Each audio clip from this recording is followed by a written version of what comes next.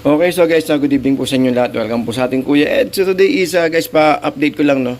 Pakita ko lang sa inyo yung kasi may nakaraan, may nagtinong sa atin kung magkano daw ba yung tag nito, yung pandaing na bangus, kung okay daw ba pandaing. So ito guys, yung nabili ko kagabi. Actually, binili ko po ito, no, na sa 110 yung kilo niya, no. Talagang naman, ang ganda, oh. Sa mata pa lang, oh. Kahit saan dyan, kahit na anong halukayin dyan. Ayan, oh. So, ito, dadaingin natin to, no? Kasi pandaing maganda to, eh. Tapos, maliliit lang kasi. Mas maganda kasi daingin, guys, yung maliliit lang. Kasi yung tinik niya, hindi yung masakit, no? Pag natinik kayo, talagang hindi siya masyadong masakit na maghahagilap pa kayo ng pusa. Talagang dito is malambot. Kumbaga, ito. Pakita ko sa inyo to, ah. Ito yung tinanggalan na namin kahapon to, eh. Ito kasi nga naubusan ako ng yung pantanggal ng yung parang gunting na pinatatanggal dito. Gusto ko tanggalin to, eh, kahit ganito lang Ito medyo malaki to. Medyo malaki to ng konti. So ito guys is Yan. So ito yung ito yung pinaglalagyan ko. Yan, ito yung pinaglalagyan ko. Ay, pros. Nakadikit, eh. Pakita ko sana sa inyo. Ayun yung pest. Ito, ganyan, no. Ganyan, no. Yan. Pero tatanggalin pa yung nito, tinika. Dumikit maigi. Yun. Yan. Tiga-4. Pinalagay ko tiga-4, eh. Kaya lang maganda sana kung no. Ayan. Tiga-4 siya, tapatan pag no. Yun yung ginagawa ko, tapatan siya. So, ito is yan, ginagawa natin. Yan, no.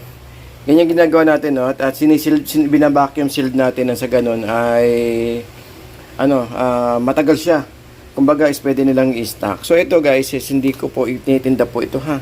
Baka mamaya may magtanong na naman magkano yan. Hindi ko po ititinda, guys. Ayun pa, meron pa pala malaki doon, no. Ayun, no. Ito malaki. Ayan. So ito is diadaing po namin to, no. At pinangkakalsada ko. Ibig sabihin ayun, pinamimigay natin sa kalsada itong mga isda na to na nakukuha natin. At kahit paano naman pag sumasahod tayo, no, nakakabibili tayo ng ng mga ganitong isda.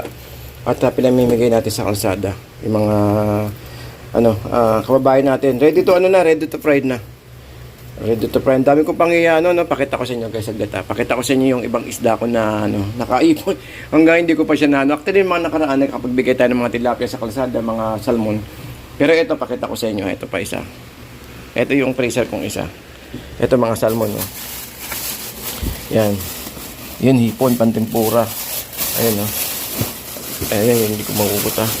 Ayun, sa ilalim pa, ayun, no. Ano ba yun? Ang isda yun. Yan, tilapia, oo. Yun. Ito yung salmon, magandang klase ito. Ayan, oh. Salmon. So, ready to, ready to fry. Tapos may alimasag tayo sa loob. At iyan natin, ilalagay natin nalalagyan natin ng sa styro. Ayan. So, balik tayo doon sa bangus. Actually, meron pa sa ilalim ito, mga tilapia. Ayan, oh. Ano ba itong asilipin ko? Tilapia. Ayun, tilapia. I-vacuum natin. Ayun, tag nito? Pantempura. Check dito. Lipat tayo sa ito. Ito yung bangus, no? Bali, hiwain ko siya ngayon. Ganda. Ito yung magandang sukat. Magandang iprito. Kasi hindi siya yung yung tinik. Kasi minsan yung tinik na maliliit, dito pag ganito kaliit, nalulusaw na siya kasi lalo pag nababad sa suka. Hindi siya ganito katulad ng malalaki na ganito, ito mga ganyan Nako, yung mga tinik niya sa loob kailangan matanggal niya talaga. Pero dito is tanggal gitna, tapos yung konti rito. Kumbaga pag may matitira-tira man na maliliit dyan, hindi nagaano kasi maliit lang naman to, eh. Actually may mas maliit pa nga dito sana, eh. Ang gusto ko, eh, yung yung mga talaga maliit. Okay, so guys, so may mga tayo. Baka may mga kababayan tayo dyan, lalo dito lang malapit-lapit lang sa atin, Kamanaba area. Pwede nyo akong pwede kayo mag-message dito sa ating comment section. At pwede kayo manghingi ng isda at baka mabigyan ko kayo kahit paano. Nung nakaraang linggo, nandiyan ako sa block 20, Barangay 25, tsaka Barangay 22. Dito sa Caloocan, nabigay tayo ng 15 kilos na, ano, na tilapia. So, ito mga sunod na araw, titignan natin kasi medyo na busy ako bukas. Sa Makalawa siguro. At iikot naman tayo sa ibang barangay. Dito lang din muna. Kamanaba area, pwede tayo magmalabon, nabotas. Kung sino guys yung ano, kung sino yung talagang ano, no, talagang kailangan ng isda. Bigyan natin ng pagkakataon yung iba naman na na may bigay sa kanila yung ano, yung tawag ito, yung isda na kasi minsan may nanghihingi sa atin eh. Ayun, so guys, no, gaya ng binanggit ko, kung sino po yung ano, no, kung sino mag-message lang po sa atin, sa mga nanay po dyan na walang panghapunan, pwede ko po kayong padalan kahit ako po mismo ang mag-deliver. Basta't malapit lang po din sa may Manaba area. Wag lang po yung bandang Marikina, wag lang malalayo, no. Siguro mga bandang ano, Tondo, ganyan, basta't Maynila, okay lang po yung ganyan. Siguro Pasay kaya, okay lang. Pero wag naman po yung lalagpasan ng ano na Metro Manila or Cavite ganyan or Marikina or dito Quezon City. Medyo hirap ako sa Quezon City kasi bumabaybay ng EDSA. Kamanaba area sa mga kababayan natin diyan ano, na gusto ng ano, pandaing. Ito, bibigay ko sa inyo merong kasamang alimasag,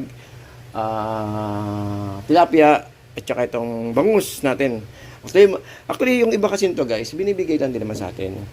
So, syempre, ako naman is naiipon yung isda. Kaya kung sino man po yung gusto ng isda, is pwede ko po kayong bigyan. Pero hindi naman po gano'ng karami, no? Para na sa ganun isa, may bigay din natin sa iba. Tulad dito sa lugar namin, sa mga kabarangay ko, no? Minsan nagbibigay din po ko ng isda rito. At ayun, so na araw, ginagawa ko rito, total mura ang bigas, no? Mura ang bigas kaya, no? Yung tig 20 kilos. So, titignan natin, bibisitahin ko uli yun, baka bukas. At kung makakawa tayo, mag-yang chow tayo. Kasama ng daing at saka punong yang chow. Magsopas, yun. Doon tayo sa may anong araw ba bukas? Biyernes, no? Pwede, no? Oo nga pala, no? Sa may Kalinga. Sa may Tayuman. So, sa may mga taga-Tayuman dyan, nandyan po tayo bukas ng tanghali or hapon. Diyan. Kaya natin makapagsopas tayo bukas ng hapon para makapagbigay tayo sa mga taga-tayo may mga kababayan natin sa may Kalinga. Pero tulad yan, di ba,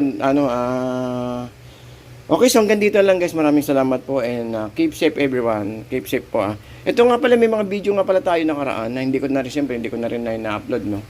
Yung mga ibang kuha natin, baka mamaya sabihin natin naku, yung motovlogger, hindi po ako motovlogger, hindi nga po ako nagkapakita sa video Yun, so sa akin lang is kung may nagbigay sa atin, tanggapin natin pamigay din natin sa iba.